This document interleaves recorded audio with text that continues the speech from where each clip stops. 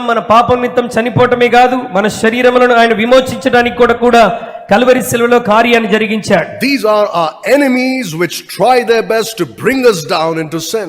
ఈ మూడు శత్రువులు మనల్ని విశ్వాస జీవితంలో నుండి వెనకకు లాగివేయడానికి నిత్యము ప్రయత్నం చేస్తూ ఉంటారు. And the Lord defeated all three of them on the cross. Calvary శిలువలో ఈ మూడు శత్రువులను కూడా దేవుడు ఆయన ఓడించి వేశాడు. And now he wants us to experience the efficacy of that victory on the cross in our day-to-day life. యేసుక్రీస్తు కల్వరి శిలువలో ఇచ్చినటువంటి ఆ విజయం యొక్క సమర్థతను మన అనుదిన జీవితంలో మనం అనుభవించాలని దేవుడు కోరుతున్నాడు. That's why we are talking about the world. అందుకొరకే లోకాన్ని గురించి మనం మాట్లాడుతూ వచ్చాం. Because the world is one of those enemies ఆ మూడు శత్రువుల్లో లోకం ఒకటి, which the Lord has defeated on the cross. దానిని యేసుక్రీస్తు ప్రభువారు శిలువలో ఎప్పుడో ఓడించేశారు. But we must defeat in our day-to-day life. ఆయన ఓడించారు. ఇప్పుడు ప్రతిదినం మన దైనందిన జీవితంలో మనము లోకాన్ని